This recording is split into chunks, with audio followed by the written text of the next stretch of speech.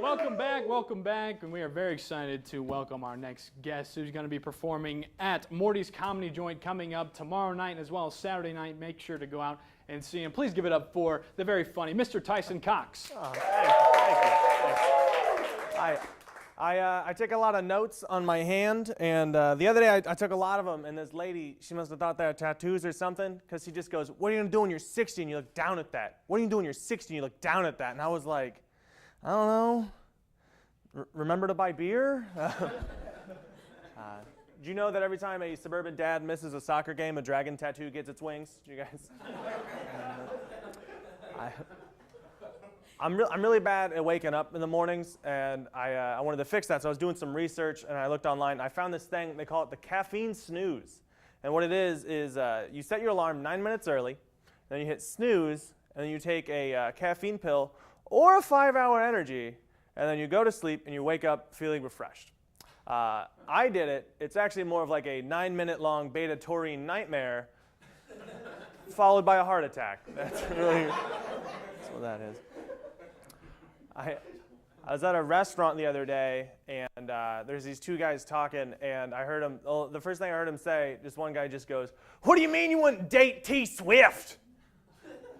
You know, his buddy's response, it surprised me. It was like, well, as you know, Taylor, she is a celebrity. She's going to get a lot of eyes on her. And as her partner, I'd get a lot of eyes on me. And as you can tell, I'm not the best physical specimen, so I'd get a lot of criticism, albeit due.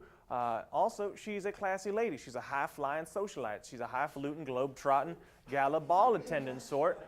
And I'm a simple man. I like to go home, kick back after work, watch the game, have a couple of beers. So that kind of differentiating lifestyle, well, that's just going to drive a wedge between us. So dating Taylor Swift would actually just be an act of inevitability and futility. Oh, no, I'm sorry. He said, boobs are too small. That's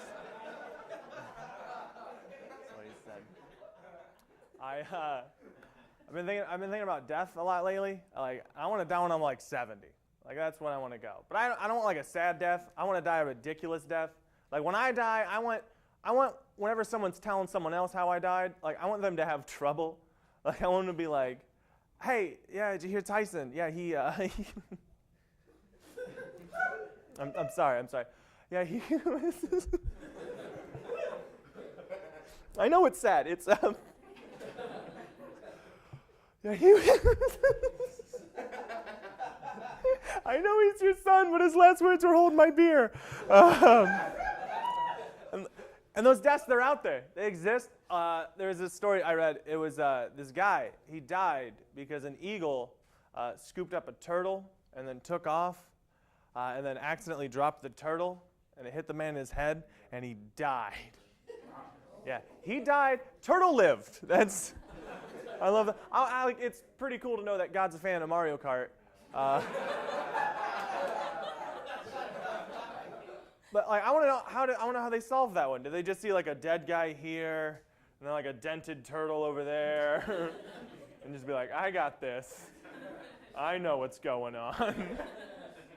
I love that. I love it so much because that turtle lived, which means that at some point during his day, another turtle went up to him and was like, "Hey man, what'd you do today?" And he was like, nothing much. I just fought an eagle, went skydiving, murdered Steve. All right, thank you very much, guys.